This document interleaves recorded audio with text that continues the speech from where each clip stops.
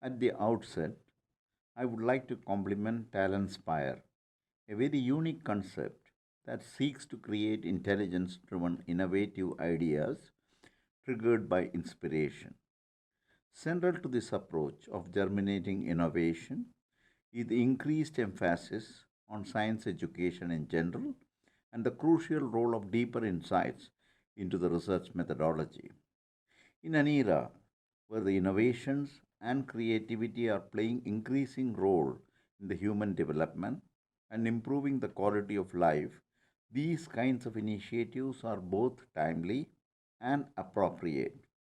There is a sense of urgency to orient the present day youth so that they are empowered to take advantage of the several emerging and exciting opportunities to benefit both themselves and the society.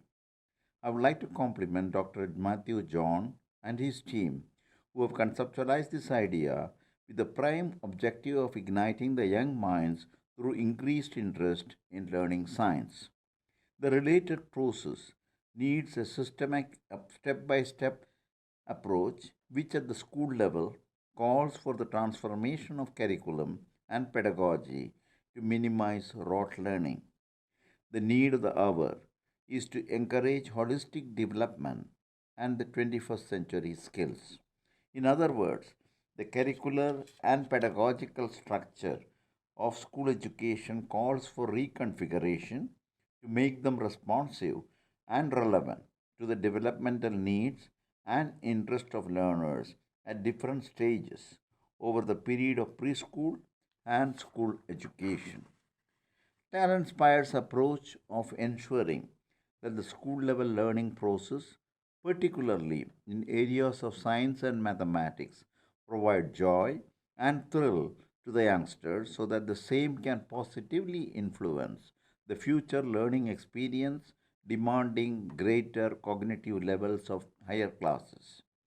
I see that the team that Talentspire has put together is truly professional in the context of dealing with the related challenges through their experience in teaching, guiding research in science, managing educational institutions, as well as contributing to and enriching of allied knowledge through publications and also to bring to bear appropriate technologies. At this stage, I shall digress to recapitulate my own personal experience in this context. Much of my educational career, particularly the undergraduate and postgraduate phases, were focused on learning physics, mathematics, and astronomy. The trigger for this came from my earlier years in the town of Ernakulam in Kerala, where I had my early school education. I am talking of the years 40s when to watch the night sky with no artificial city lights in the background was both fascinating and intriguing. The panorama of the celestial skies, dotted with stars, and the beautiful sight of the Milky Way, straddling the night sky like a necklace, stirred my curiosity and wonderment. I could never suppress the resulting urge to seek answers so as to what and why. All this led to my determination to learn fundamental science, which I did with deep commitment and passion in my undergraduate and postgraduate years, many of which spurred by my experiences during my school education. Then came this wonderful opportunity when I was asked to join the physics research team under Dr. Vikram Sarabhai, who was leading research groups in astronomy and astrophysics at the Physical Research Laboratory, you call it by the acronym PRL, at Ahmedabad. I may mention that PRL served as the cradle of Indian space program under the visionary leadership and guidance of Dr. Vikram Sarabhai. After joining PRL, soon I realized that carrying out research always puts extremely high demands with respect to training the mind for incisive thinking and critical analysis. Additionally, a good research worker is also expected to acquire a broad knowledge base encompassing several subjects and themes.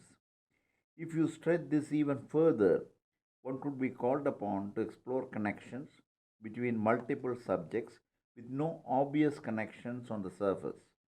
These characteristics that are unique to a career in research, besides seeking answers to the problem being investigated, also trains your mind and process of thinking towards a broader ability and capability.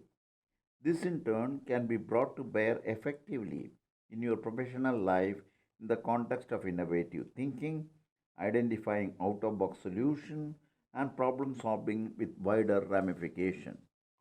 At this stage, I would like to touch upon another dimension to what is emerging as a new approach to undergraduate education.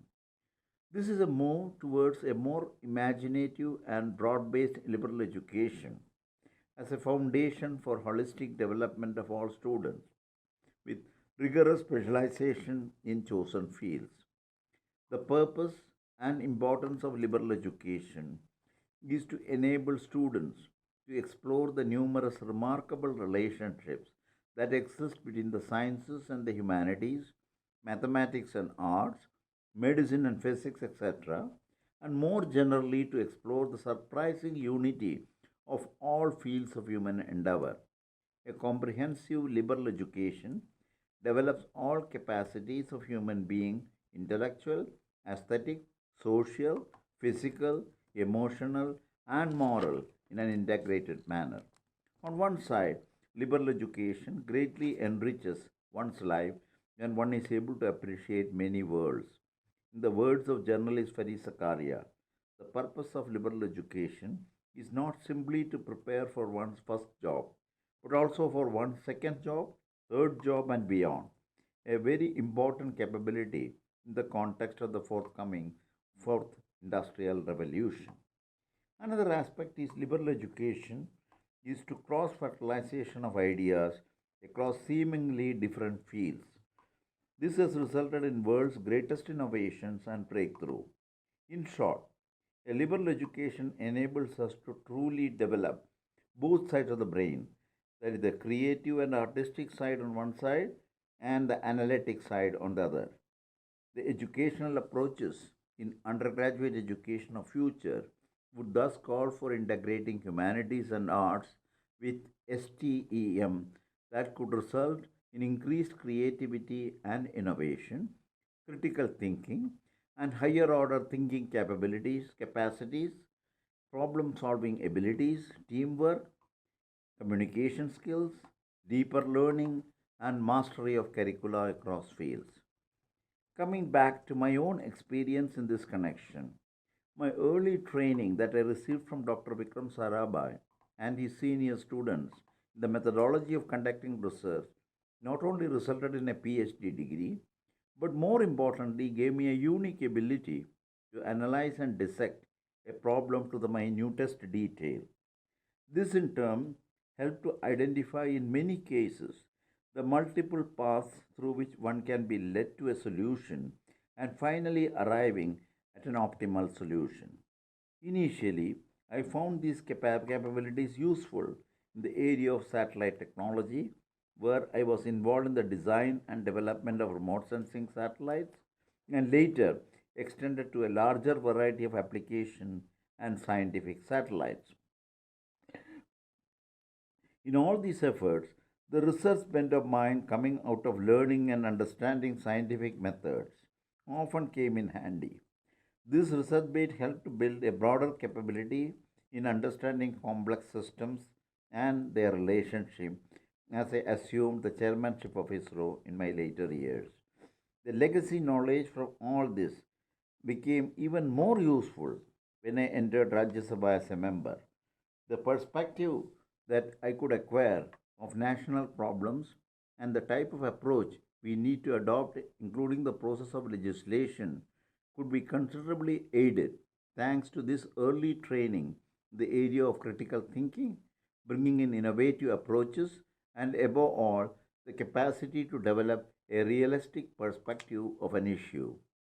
The role that I could play in the Planning Commission was no less challenging, but my confidence to deal with this again stemmed from the training that I received in my research career, imparting the right training for the mind to grapple with different problems. The bottom line is that the early training of the mind as a student through creating opportunities in problem solving, the ability of the mind to go deeper into a complex issue and dissecting the same into its multiple elements and ultimately come out with identifying optimal solutions or creating innovations or paving way for discovery or invention are all the attributes whose premise is a good scientific bent of mind and training the mind in related methodologies. I would like to once again express my best wishes for the further evolution and success of this new institution, Talentspire, which itself is the product of creative minds. Good luck to you, Dr. Matthews, John, and team.